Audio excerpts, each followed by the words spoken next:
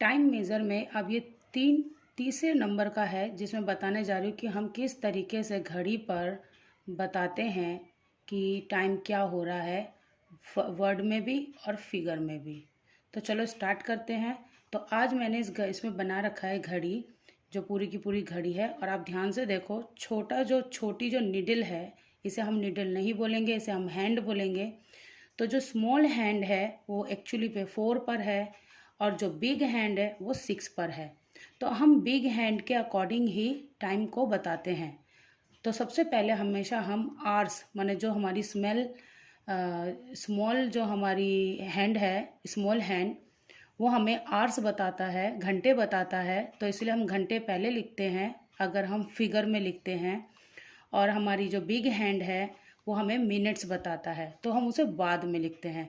तो इस वाली वॉच में 3 नंबर के टाइप में टाइम बताने में हम ये सीख रहे हैं कि जब बिग हैंड 6 नंबर पे होगा, जब बिग हैंड 6 नंबर पर होगा तो उसको हम 30 बोलते हैं। 5 के हिसाब से 30 आएगा।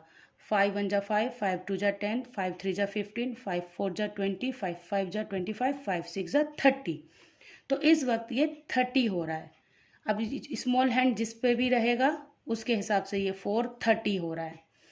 लेकिन अगर 430, इस 30 को हम एक्चुअल में जब वर्ड में बोलेंगे तो इसे हम हाफ पास्ट बोलते हैं। तो पहले मैं इसको फिगर में लिखना सिखाती हूँ। तो फिगर में सबसे पहले हम आर्स, मतलब स्मॉल हैंड के नंबर को लिखते हैं, तो 4, फिर 2 डॉट देंगे। अब बिग हैंड किस पर है? 6 पर, जिसे हम कहते हैं 30। तो इस वक्त हमारा टाइम हो रहा है इस वॉच में 4:30। लेकिन अगर यही चीज़ मुझे वर्ड में लिखनी हो, तो वर्ड में लिखने के लिए इस 30 को हम एक्चुअल में हाफ पास्ट कहते हैं। Half past. हाफ का मतलब हाफ क्यों कह रहे हैं? क्योंकि देखो 12 और 6 इस घड़ी का हाफ पोर्शन है। पूरा अगर मैं यहाँ से लाइन खींच दूँ तो देखो ये हाफ हो जा रहा है, ये पूरा हाफ हो चुका है, ये हाफ हो चुका है। इस वजह से इसको हम 6 पे अगर आती है हमारी बिग हैंड, तो इसको हम हाफ इस वजह से कह रहे हैं। और पास्ट इसलिए कह रहे हैं क्योंकि ये बज चुके हैं। मतलब 12 से ये 6 पर आई है, तो इसका मतलब कि ये सारा कवर करती हुई आई है, इसलिए इसको हम पास्ट कह रहे हैं, ये बज चुके हैं। अब कितने बज चुके हैं? 4।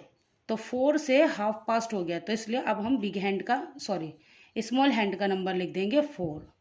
आप इसे 4 भी लिख सकते हो, और या फिर ये वाला 4 भी लिख सकते हो, FOUR 4। तो इस वक्त हमारा जो टाइम हो रहा है, अगर मैं फिगर में बोलूं तो पहले आवर्स वाला लिखा मैंने 4, फिर उसके बाद मैंने मिनट वाला लिखा 30, तो 4:30। और वर्ड में अगर लिखूं तो ये 6 पे अगर बिग हैंड होता है तो उसे हम हाफ पास्ट कहते हैं। और स्मॉल हैंड जिस नंबर पर भी है उस नंबर को लिख दो। 4 है तो 4, 3 है तो 3, 2, 8, 9, कुछ भी। अब हम नेक्स्ट करने जा रहे हैं। इस घड़ी पे आप देख पा रहे हैं कि स्मॉल हैंड 4 पर है और बिग हैंड 9 पर है। तो अगर मैं इसे फिगर में लिखूंगी तो पहले हम स्मॉल हैंड का नंबर लिखेंगे 4, फिर 2 डॉट लिखेंगे। लेकिन ये 9, मतलब हमारा बिग हैंड किस पर है? 9 पर। तो 9 पर 5 9 जा 45, इसलिए इस समय इस घड़ी पे टाइम हो रहा है 4:45। लेकिन अगर इसे हम वर्ड्स में लिखने जाएं तो वर्ड्स में लिखने के लिए हम 45 का यूज़ नहीं करते हैं। इस 45 का मतलब यह है कि पूरी वॉच को कंप्लीट कर आ रहा है। ये 1 से, मतलब 12 पार करने के बाद ये 1 से कंप्लीट करता हुआ ये 9 पर आया है, और 12 पर जाके फिनिश हो जाता है, क्योंकि उसके बाद फुल टाइम हो जाता है। मतलब अगर 4 हो चुका है तो इसके बाद ये चला जाएगा तो 5 हो जाएंगे। अगर बिग हैंड 12 पे चला जाता है तो इसका लिए 5 बज गया है, क्योंकि 4 था। तो जब ये 9 से 12 पर आ गया बिग हैंड तो ये 5 o'clock हो जाएगा। लेकिन इस वक्त ये 9 पर है, और अगर देखा जाए तो इतना बड़ा हो चुका है, मतलब ये पूरा का पूरा एक हमारा सर्कल, उसके 4 भागों में से 1 भाग, 2 भाग और ये 3 भाग कंप्लीट कर चुका है।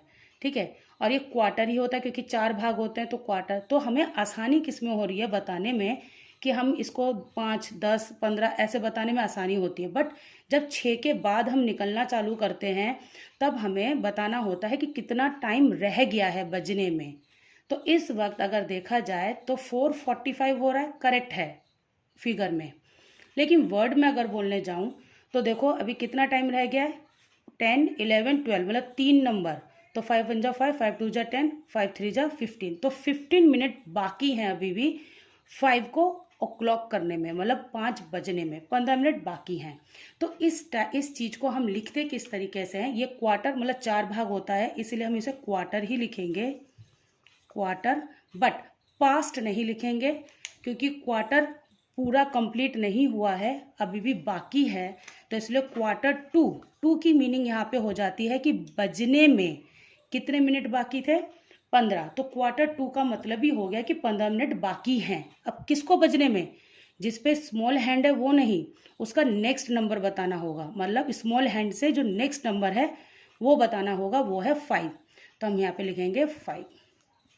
तो क्वार्टर टू 5, क्वार्टर 2 की ही मीनिंग हो रही है, मैं रिपीट कर रही हूँ बार बार कि क्वार्टर 2 की मीनिंग ही होती है कि 15 मिनट बाकी हैं नेक्स्ट नंबर को बजने में, 15 मिनट बाकी है नेक्स्ट नंबर को बजने में। तो ये इस तरीके से हम 4 टाइप के टाइम बताते हैं।